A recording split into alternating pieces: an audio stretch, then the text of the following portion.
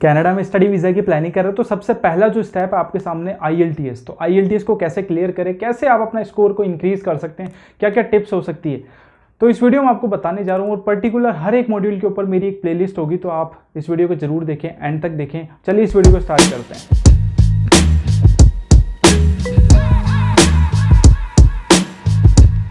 Hey guys, मैं हूं विकास अंसल। मैं time to time study visas के ऊपर बच्चों के लिए वीडियोस बनाता रहता हूं। तो अगर आपने मेरे चैनल को अभी तक सब्सक्राइब नहीं किया है तो अभी जाइए चैनल को सब्सक्राइब कीजिए। नीचे जो रेड वाला बटन है उसको दबाइए और उसके पास में एक बेल आइकन का बटन है उसको भी दबाइए, ताकि मैं नई वीडियो अगर पोस्ट करूँ तो आपके सामने नोटिफिकेशन आ जाए। तो आज की वीडियो में बताने जा रहा हूँ आपको IELTS। तो बेसिकली सबसे पहले अगर मैं स्टार्ट करूँ कि IELTS क्या होता है, तो IELTS international English language testing system.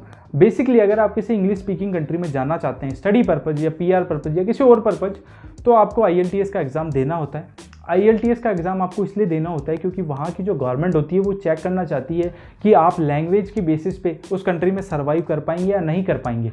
तो अगर अब मैं बात करूँ IELTS के स्कोर के बारे में, तो इसमें 9 बैंड्स होते हैं। जो आप मैक्सिमम जो स्कोर गेन कर सकते हैं वो 9 बैंड्स होते हैं। और अगर मैं कनाडा में बात करूँ एक स्टडी वीज़ा के लिए, क्योंकि मेरी जो ऑडियंस है वो स्टडी वीज़ा के लिए, तो स्टडी वीज़ा की अगर मैं बात करूँ तो कनाडा में स्टडी वीज़ा के लिए IELTS का जो एक डिसेंट स्कोर माना जाता है वो होता है 6.5, not less than 6। Not less than 6 का मतलब ये होता है कि आपके जो 4 मॉड्यूल्स होते हैं उसमें किसी में भी 6 बैंड से कम आपका नहीं होना चाहिए। ये तो था IELTS का स्कोरिंग। और अगर स्कोरिंग के बाद अगर मैं बात करूँ मॉड्यूल्स के बारे में, तो इसमें 4 मॉड्यूल्स होते हैं। IELTS के 4 मॉड्यूल्स होते हैं, लिसनिंग, रीडिंग, राइटिंग और स्पीकिंग। 4 मॉड्यूल्स। तो 2 ऑर्गेनाइजेशन जो होती है इस एग्ज़ाम को कंडक्ट करवाती है हर महीने। अभी कोविड-19 के चलते अभी IELTS बंद है, तो कुछ जो एजेंट्स है या अभी कुछ बच्चे बात करें कि ड्यूलिंगो ऐप के थ्रू जो आप अपना स्टडी वीज़ा है वो अप्लाई कर सकते हैं। मैं इसके बारे में कुछ नहीं बोलना चाहूँगा, मैंने पिछली वीडियो में इसके बारे में बता चुका हूँ ऑलरेडी। तो अगर मैं अपने टॉपिक पे आगे बात करूँ तो दोनों ऑर्गेनाइजेशन होती है IDP और ब्रिटिश काउंसिल। आप किसी से भी अपना जो एग्ज़ाम टेस्ट है वो बुक कर सकते हैं। कोई भी आपका जो है मार्क्स में फ़र्क नहीं आएगा, जो मार्किंग होती है वो दोनों की सेम होती है। तो अगर मैं बात करूँ फीस के बारे में, तो फीस होती है IELTS को एग्ज़ाम को बुक करने की 13,250 रुपीज़, 13,250 रुपये अभी जो फीस है वो IELTS की फ़ीस है। चाहे आप IDP से बुक करो, चाहे आप ब्रिटिश काउंसिल से बुक करो, इनकी जो फीस है इनमें कोई भी डिफरेंस नहीं है। तो आज की जो वीडियो है इसमें मैं स्पीकिंग के बारे में आपको बताना चाहूँगा कि स्पीकिंग एक्चुअली क्या होता है, कैसे स्पीकिंग एग्ज़ाम आपका होता है। और जो रेस्ट ऑफ द मॉड्यूल्स हैं, जो 3 मॉड्यूल्स जो बच गए, उनके लिए मैं अलग से वीडियोस बनाऊंगा और आपको उन वीडियोस को पूरा देखना है, तभी आपको जो है सारा कुछ समझ में आएगा। तो स्पीकिंग के बारे में अगर मैं बात करूं, तो जब आप टेस्ट बुक कर लेते हैं तो आपके लिए 2 डेट्स आती है।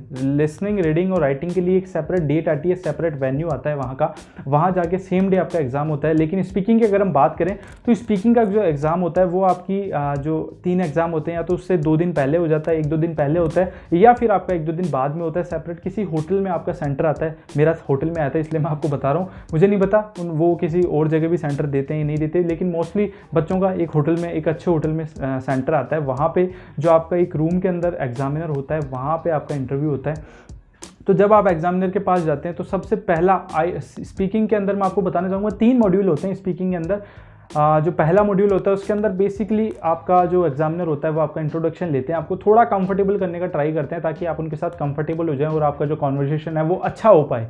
वो आपको पूरा कोऑपरेट करते हैं। ऐसा मत सोचिए कि एग्जामिनर होते हैं काफ़ी खड़ूस होते हैं, ऐसा बिल्कुल नहीं होता है। जो मेरा एग्जामिनर था काफ़ी उन्होंने मुझे सपोर्ट किया था, और सभी बच्चों के सपोर्टिव ही मिलते हैं बेसिकली। वो भी चाहते हैं कि यार आपके जो ड्रीम्स है वो कंप्लीट हो जाएँ। तो अगर मैं बात करूँ पहले मॉड्यूल की, तो आपसे बेसिकली पूछा जाता है हाउ आर यू, कहाँ से आप आते हैं, क्या आपकी फैमिली के बारे में थोड़ा बताओ। ये सब चीज़ें बेसिकली आपसे जो बेसिक चीज़ होती है वो पूछी जाती है। दूसरे मॉड्यूल में बेसिकली आपको एक क्यू कार्ड दिया जाता है। क्यू कार्ड में एक क्वेश्चन होता है, उसके अंदर आपको उस चीज़ के बारे में डिफाइन करना होता है या उस चीज़ के बारे में बताना होता है। रैंडम टॉपिक होता है। सपोज कीजिए मेरा जो टॉपिक आया था वो आया था एक बिल्डिंग के बारे में, कि एक कोई बिल्डिंग बताओ जो आपको अभी तक याद हो, एक ऐसे बिल्डिंग का कोई भी नाम बताओ।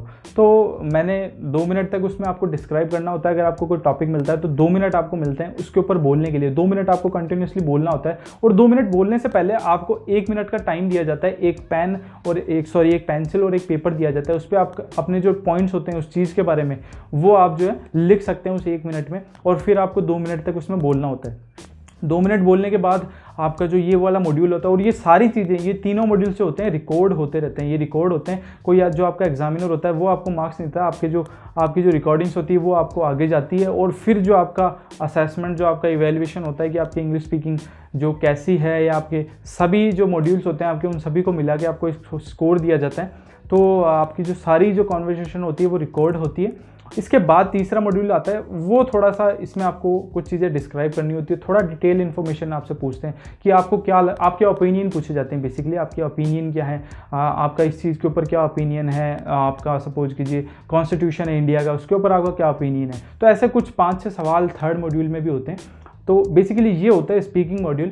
स्पीकिंग मेरे ख्याल से आपको समझ में आया होगा, 3 मॉड्यूल होते हैं, और जो इसमें जो भी टॉपिक आता है वो मैंने आपको बता दिए। तो स्पीकिंग के लिए यार बेसिकली जो मैंने यूज़ किया था, जो अगर मैं आपको एक टिप देना चाहूँ कि स्पीकिंग आप कैसे इंप्रूव कर सकते हैं, तो देखिए मैं जो करता था, मैं एक ऐप मेरे पास इंस्टॉल था वैकी करके, WAKI। तो वैकी आप प्ले स्टोर में आपको मिल जाएगा, एप्पल स्टोर में आपको मिल जाएगा।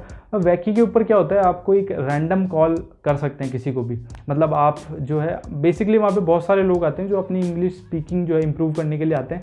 तो आप कोई भी उसमें टॉपिक डालेंगे, टॉपिक डालने के बाद आप कॉल वाले बटन पे दबाएंगे तो सेम टॉपिक जो सर्च कर रहा होगा पूरे वर्ल्ड में, तो आपसे उसकी कॉल कनेक्ट हो जाएगी, और आप दोनों जो है सेम टॉपिक पे जो है कॉन्वर्सेशन कर सकते हैं, आप अपनी इंग्लिश स्पीकिंग जो है इंप्रूव कर सकते हैं। तो ये मैं यूज़ किया करता था इंग्लिश के लिए। और बेसिकली यार इसके लिए एक सेकंड टिप अगर देना चाहूँ, तो आप ज़्यादा से ज़्यादा ट्राई कीजिए कि आप इंग्लिश में कॉन्वर्सेशन करें। आपके फ्रेंड्स के साथ भी नहीं कर पाते हैं बेसिकली, लेकिन आप ट्राई करें कि आप ज़्यादा से ज़्यादा इंग्लिश में बात करें, क्योंकि होता क्या है बेसिकली स्पीकिंग में, जब आप अपने फ्रेंड्स या रिलेटिव या अपने घर में इंग्लिश स्पीकिंग ट्राई करते हैं ना, तो आपको थोड़ा कंफर्टेबल फील नहीं कर पाते हैं, आपको ऐसा लगता है कि सामने वाला मुझे जज कर रहा है शायद। लेकिन अगर आप उस ऐप पे जाएंगे तो आपकी ना तो कोई कॉन्टैक्ट डिटेल वहाँ पे जाती है, सीधा आप कॉल करते हैं और रैंडमली आप टॉक कर सकते हैं, तो कोई भी आपको जज नहीं करता। जो सामने वाला बंदा है उसकी भी इंग्लिश आपके जैसी है, तो कोई भी आपको जज नहीं करता, और आप अपनी जो इंग्लिश की है जो स्किल्स है वो काफ़ी इंप्रूव कर सकते हैं। तो ये कुछ टिप्स थी, और ये कुछ स्पीकिंग के बारे में था, और ये IELTS के बारे में मैंने आज आपको कुछ बताया। आगे की वीडियोस में आपके लिए रीडिंग के बारे में बताऊंगा, जो मुझे सबसे ज़्यादा टफ लगता था। रीडिंग मुझे काफ़ी टफ लगता था, तो रीडिंग के बारे में आपको बताऊंगा कि मैंने क्या किया था, कैसे आप इंप्रूव कर सकते हैं। तो बने रहिए, मैं नेक्स्ट वीडियो जल्दी लेके आऊँगा, और एक प्लेलिस्ट बनाऊँगा। तो IELTS के लिए जो प्लेलिस्ट होगी काफ़ी हेल्पफुल होगी। वीडियो को अपने फ्रेंड्स के साथ शेयर कर दें। चैनल को सब्सक्राइब नहीं है तो चैनल को सब्सक्राइब कर लें। Thank you so much.